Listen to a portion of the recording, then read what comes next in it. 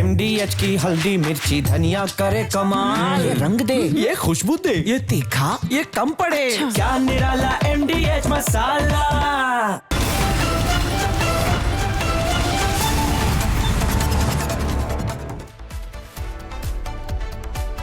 नमस्कार रिपब्लिक भारत, आप देख रहे हैं, मैं आपके साथ सागर मिश्रा। आपने देखना शुरू कर दिया है पूछता है भारत ग्राउंड जीरो से।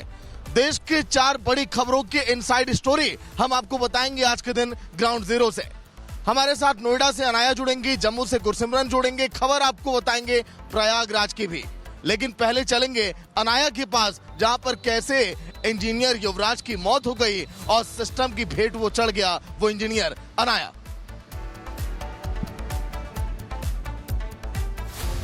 बिल्कुल सागर, 27 साल के सॉफ्टवेयर इंजीनियर युवराज मेहता की मौत ने पूरे सरकारी सिस्टम पर सवाल खड़े कर दिए हैं। सवाल ये है कि क्या अगर ग्रेटर नोएडा अथॉरिटी सजग रहती तो क्या युवराज की जान बचाई जा सकती थी? क्या अथॉरिटी की लापरवाही की वजह से ही युवराज की मौत हुई है? युवराज की मौत का जिम्मेदार आखिर कौन है, या फिर यूं कहें कि कौन कौन है, क्योंकि अथॉरिटी की लापरवाही यहां पर बरती गई। अथॉरिटी की लापरवाही मौत का कारण बनी, या फिर वो बिल्डर जिसने मौत का ये गड्ढा खोदा था? ये तमाम जानकारियां समझने के लिए देखिए हमारे इस खास रिपोर्ट को।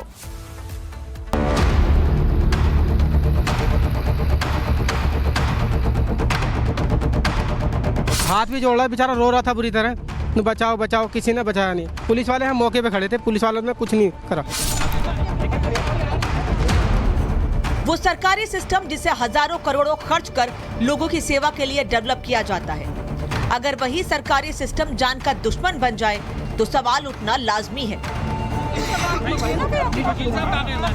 देश का सबसे बड़ा प्रदेश, जहां सड़कों को गड्ढा मुक्त करने के विशेष अभियान चलाए जाते हैं, उसी प्रदेश में एक इंजीनियर की मौत अगर 70 फीट गहरे गड्ढे में डूबकर हो जाए तो सवाल तो उठेंगे।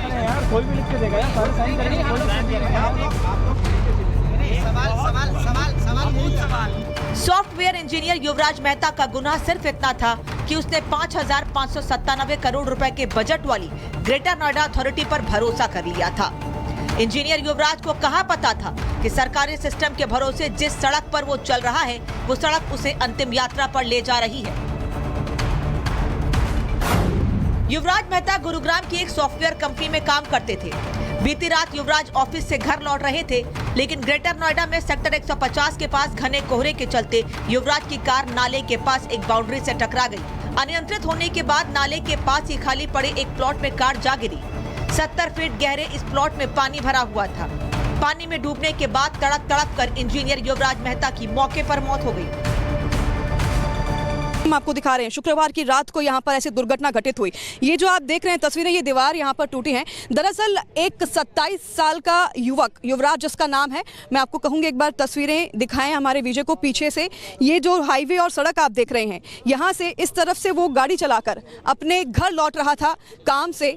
वो यहाँ से आ रहे थे, ये आप जो सड़क देख रहे हैं, और यहाँ से आते वक्त धुंध में उन्हें कुछ भी दिखाई नहीं दिया और वो सीधे यहाँ आकर, ये तस्वीर जो आप देख रहे हैं, इस तालाब में नीचे गिर जाते हैं। इंजीनियर युवराज मेहता की मौत के बाद अथॉरिटी ने अब 70 फीट गहरे गड्ढे को मिट्टी और मलबे से भर दिया है।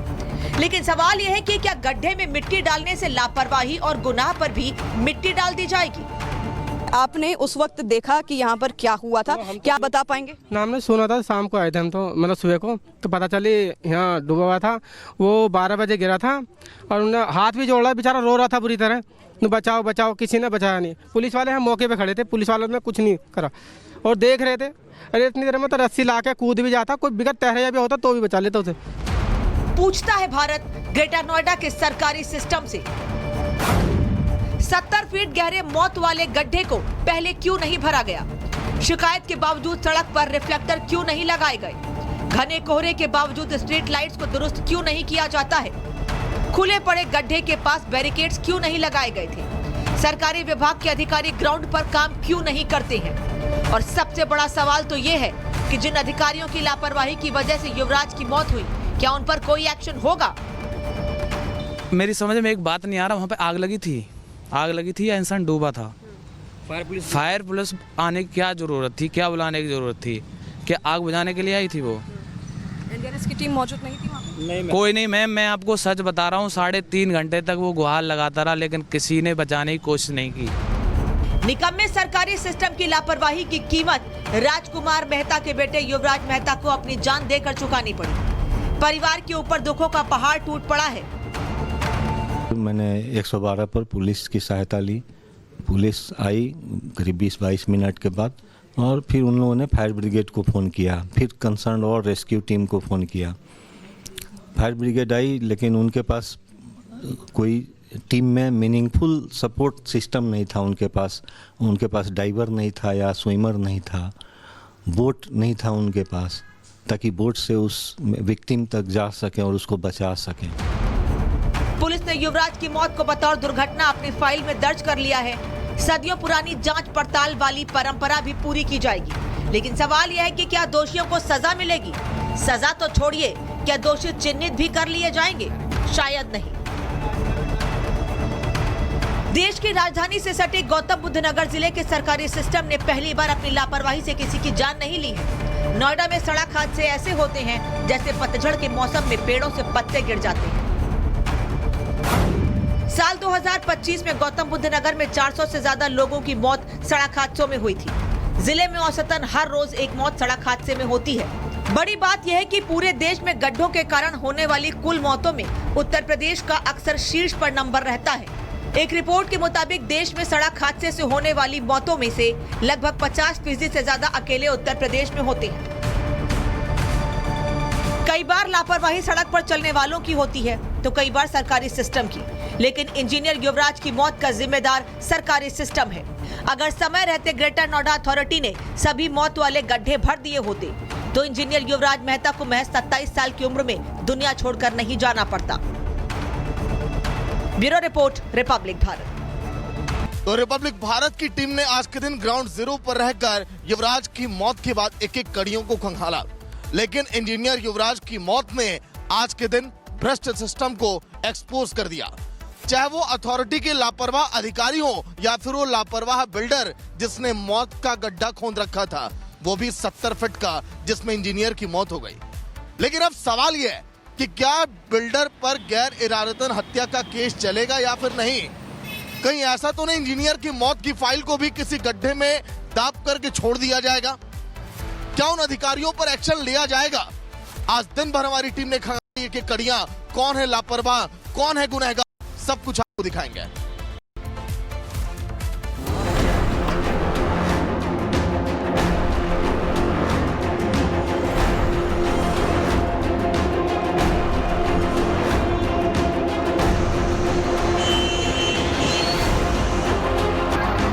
अरबों खरबों के मुनाफे से जब कोई बिल्डर नोएडा में दैत्यकार इमारतें बनाता है तो अथॉरिटी जैसी चीजें उसके सामने बहुत पौनी साबित हो जाती है।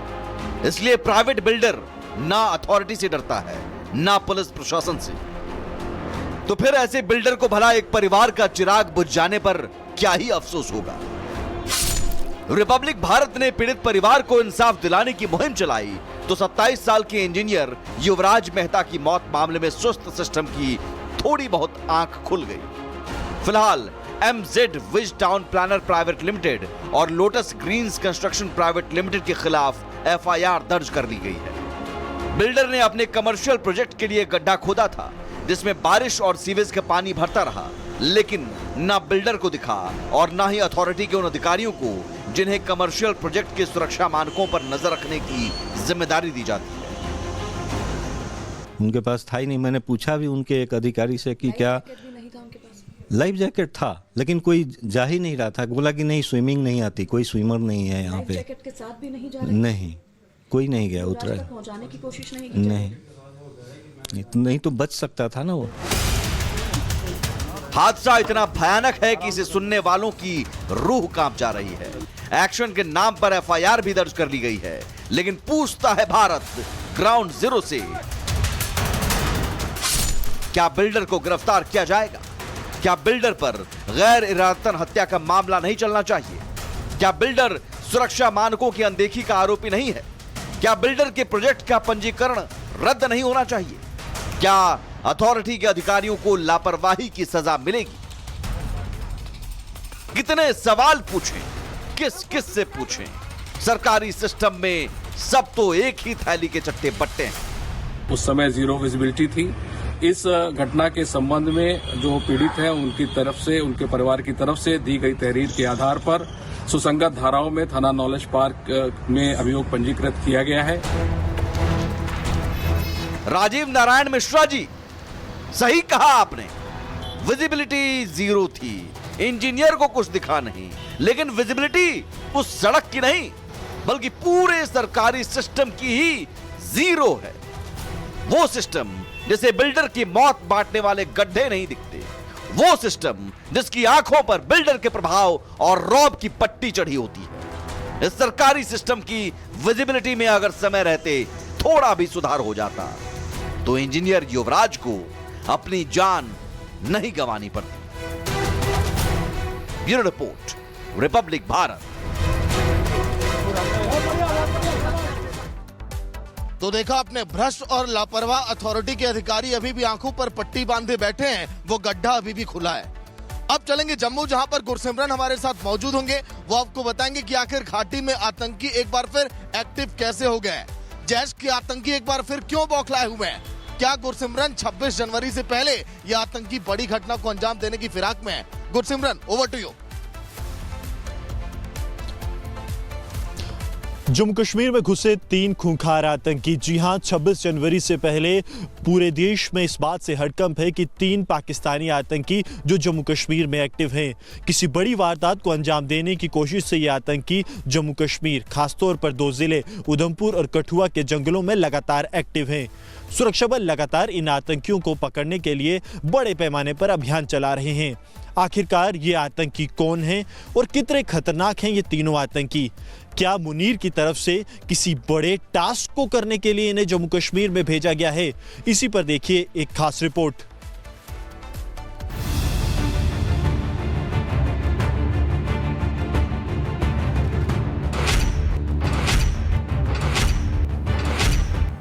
जम्मू कश्मीर में छिपकर देश को दहलाने की साजिश रच रहे आतंकियों के लिए सुरक्षा बल काल बन गए।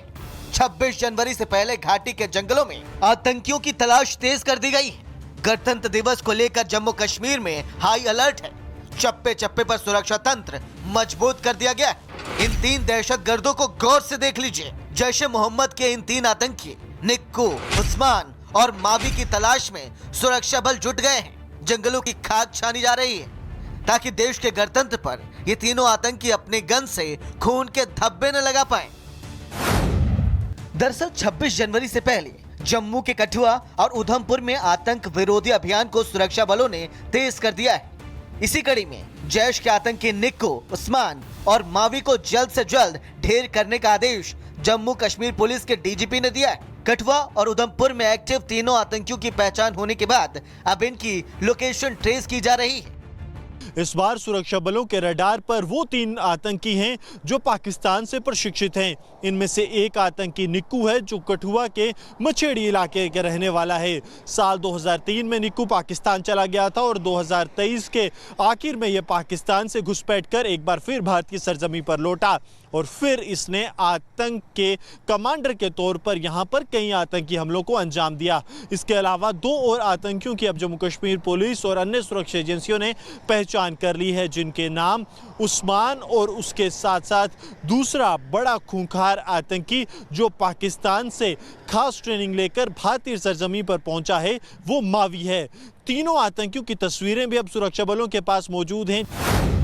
दावा है साल 2003 में आतंकी निक्कू कश्मीर से पाकिस्तान लाया गया था, लेकिन 2023 में अपने खतरनाक मंसूबे लेकर आतंकी निक्कू फिर से घाटी में लौट आया है। आतंकियों के इस ग्रुप को अब निक्कू ही चला रहा है और ग्रुप को ऑपरेट करने में जैश के आतंकी मावी और उस्मान निक्कू की मदद कर रहे हैं। दावा है कि आतंकियों का ये ग्रुप 6 से ज्यादा आतंकी हमलों में शामिल रहा है। आतंकियों के पास अमेरिका में बनी M4 कार्बाइन राइफल होने का भी दावा किया जा रहा है। आतंकियों के पूरी तरह से खात्मे को लेकर सुरक्षा बल घाटी में लगातार ऑपरेशन चला रहे हैं। देश में पल रहे सांपों का फन कुचला जा रहा है। हाल ही में सेना प्रमुख उपेंद्र द्विवेदी ने बताया था कि साल 2025 में 31 आतंकियों को ढेर किया जा चुका है। In 2025, 31 terrorists were eliminated, of which 65% were Pakistan origin, including the 3 perpetrators of the Pahalgam attack neutralized in Operation Mahadev. Operation Sindoor के बाद से आतंकी बौखलाए हुए। देश के खिलाफ आतंकी कोई भी हरकत करें, इससे पहले ही सुरक्षा बल उन्हें जहन्नुम पहुंचाने में जुटे। 26 जनवरी को लेकर सीआरटी यानी क्राइसिस रिस्पांस टीम और जम्मू कश्मीर पुलिस की तैयारी पुख्ता है। क्राइसिस रिस्पांस टीम और जम्मू कश्मीर पुलिस लगातार सर्च ऑपरेशन चला रही है।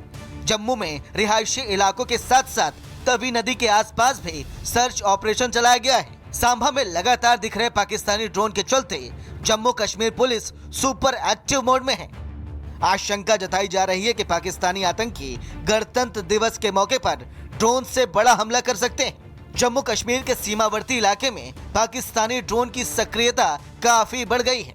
सुरक्षा बलों ने इस महीने अब तक 10 से ज्यादा बार पाकिस्तानी ड्रोन की हलचल देखी है। 11 जनवरी की शाम लगभग 6:35 पर नौसेरा सेक्टर में गनिया कलसिया गांव के ऊपर ड्रोन देखा गया। सेना ने लाइट मशीन गन से इस पर फायरिंग की, जिसके बाद ड्रोन वापस लौट गए। 11 जनवरी को भी चक बबराल गांव और 17 जनवरी को गंदराल गांव के ऊपर ड्रोन देखे गए। ये ड्रोन कुछ मिनटों तक भारतीय क्षेत्र में मंडराने के बाद वापस पाकिस्तान की ओर चले गए। पुंछ सेक्टर में भी सुरक्षा बलों ने पाकिस्तान की ड्रोन वाली साजिश को नाकाम कर दिया। पाकिस्तान के सेना प्रमुख मुल्ला मुनीर ने जैश और लश्कर से गठजोड़ कर रखा है। वर्दी की आड़ में आसिम मुनीर आतंकी ब्रिगेड को लगातार एलओसी के पास डिप्लॉय कर रहे हैं। मौका देखते ही मुनीर के आतंकी भारत में घुसपैठ की कोशिश करते हैं और मारे भी जाते हैं। इसलिए मुनीर ने अब घातक ड्रोन को हथियार बना लिया है। Bureau report, Republic Bharat. Breaking news, Mumbai airport से बड़ी खबर।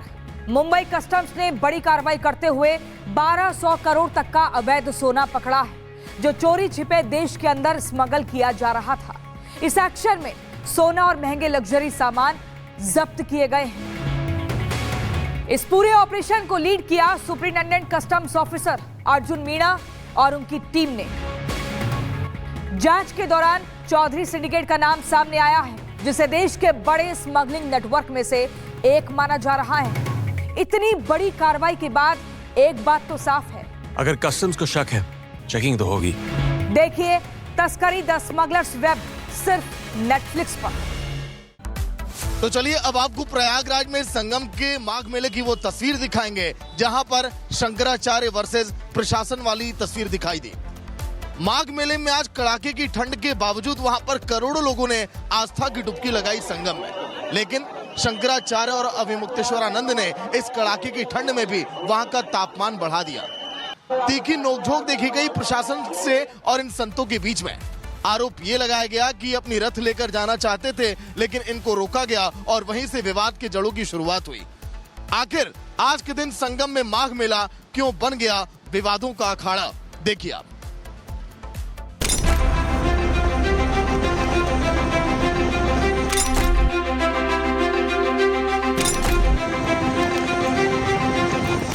देश में इस वक्त कड़ाके की ठंड पड़ रही है, लेकिन गिरता तापमान भी लोगों को आस्था की डुबकी लगाने से रोक नहीं पाया। हरिद्वार से लेकर प्रयागराज तक करोड़ों भक्तों का जनसैलाब आज उमड़ा और लोगों ने जमकर आस्था की डुबकी लगाई। दावा किया जा रहा है कि 3 से 4 करोड़ भक्तों ने आज संगम में स्नान किया। एक तरफ कड़ाके की ठंड थी, तो दूसरी तरफ प्रयागराज मेले का तापमान ज्योतिष पीठ के शंकराचार्य स्वामी अभिमुक्तेश्वरानंद सरस्वती ने बढ़ा दिया।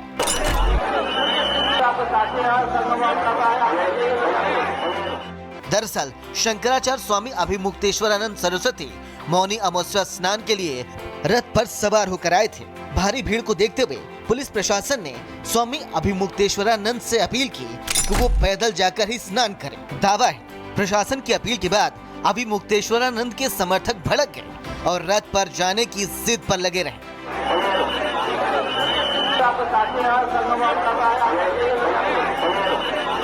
स्वामी अभिमुक्तेश्वरानंद का आरोप है कि पुलिस ने उनके शिष्यों के साथ मारपीट की।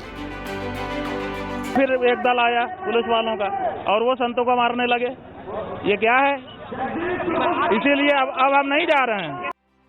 दरअसल माघ मेले को लेकर मेला अधिकारी ऋषिराज ने 2 दिन पहले ही निर्देश जारी किए थे कि मेले में शाही स्नान और अमृत स्नान की अनुमति नहीं है। बावजूद इसके स्वामी अवमुक्तेश्वरानंद ने रथ पर सवार होकर संगम नोस पर जाने की कोशिश की तो पुलिस प्रशासन ने उनके रथ को रोक दिया। हमने प्रोटोकॉल मांगा ही नहीं था। हम तो जनता में मिक्स होकर के पिछले 40 सालों से स्नान करते हैं। हमने कभी प्रोटोकॉल मांगा नहीं। प्रशासन की तरफ से, यूपी प्रशासन की तरफ से क्या कहा जाए? प्रशासन के लोग कह रहे हैं कि नीचे उतरो। वो हमको अपमानित करना चाहते हैं। हमने उनको ये अधिकार अभी तक नहीं दिया कि वो शंकराचार्य जी को कहें कि तुम पालकी से उतरो। यही मूल बात है। दूसरी तरफ प्रयागराज पुलिस का आरोप है कि स्वामी अवमुक्तेश्वरानंद को काफी देर समझाया गया, लेकिन वो परंपरा के विपरीत जाने का प्रयास करते रहे। पुलिस के मुताबिक स्वामी अवमुक्तेश्वरानंद के समर्थकों ने बैरियर तोड़ दिया और पुलिस कर्मियों के साथ भी धक्का मुक्की की। पांटून पुल 2 जो कि कल से बंद है बिकॉज ऑफ सिक्योरिटी रीजंस, उस पे पुलिस वालों से धक्का मुक्की करी और बैरियर गिराए। बैरियर गिराने के उपरांत जिसके सीसीटीवी फुटेजेस है हमारे पास, उसके बाद वो यहाँ आए और यहाँ पर उन्होंने जो है जब बोला गया कि भाई परंपरा आप के विरुद्ध कार्य कर रहे हैं तो वापसी मार्ग को इन्होंने रोक दिया और वापसी मार्ग पे ही अपना रथ ओब्लिक पालकी जो उनकी थी अनुयायियों के साथ लगभग 3 घंटे तक इन्होंने वापसी मार्ग को रोक के रखा। प्रयागराज में लाखों की भीड़ मौजूद है। पुलिस प्रशासन ने लोगों की सुरक्षा को देखते हुए गाइडलाइन बनाई थी, लेकिन सवाल ये है कि कुछ साधु संत गाइडलाइन का पालन क्यों नहीं कर रहे हैं। लेकिन ये भगदड़ को बचाने का तरीका है कि एक साथ 100, 200, 500 लोगों को कवर कर लो, भगदड़ ना मचे। तो हमने तो उसका उपाय निकाला है, तो आप उसको जबरदस्ती हमको नीचा दिखाने के लिए। सुरक्षा व्यवस्था को देखते हुए मेला क्षेत्र में 10,000 से ज्यादा पुलिस कर्मियों को तैनात किया गया है। स्नान के लिए भी 24 घाट बनाए गए हैं ताकि भीड़ को किसी भी स्थिति में नियंत्रित किया जा सके। श्रद्धालुओं के लिए चेंजिंग रूम, पीने का पानी और प्राथमिक चिकित्सालय का भी व्यापक व्यवस्था की गई है। लोगों से यही अपील है कि जो आए जल्दी से जल्दी स्नान करके अपने गंतव्य के लिए निकले। अनावश्यक ज्यादा समय घाटों पर न बिताएं, घाटों पर बैठे न। 3 जनवरी से शुरू हुआ माघ मेला 15 फरवरी तक चलेगा। 23 जनवरी को बसंत पंचमी, 1 फरवरी को माघी पूर्णिमा और 15 फरवरी को महाशिवरात्रि का स्नान होगा। माघ मेले का बजट 120 से 130 करोड़ रुपए बताया जा रहा है। ऐसे में लोगों की सुरक्षा को देखते हुए अगर पुलिस प्रशासन ने नियम कायदे बनाए हैं तो क्या साधु संतों को नियम फॉलो नहीं करने चाहिए? Bureau report, Republic Bharat. तो हर एक खबरों की आपने देखी इनसाइड स्टोरी। चाहे हम बात करें नोएडा की जहां पर इंजीनियर की मौत हो गई, उसकी सच्चाई क्या थी, जम्मू में आतंकियों की एक्टिव होने की, और चाहे हम बात करें प्रयागराज की। शुक्रिया नया आपका, गुरसिमरन आपका। आज के लिए पूछता है भारत ग्राउंड जीरो से मैं इतना ही। कल फिर होगी मुलाकात। नमस्कार। अब आया असली स्वाद। अब आया स्वाद। जब स्वाद के पड़े हो लाले तो MDH का चंकी चाट मसाला डालें। MDH का चंकी चाट मसाला। MDH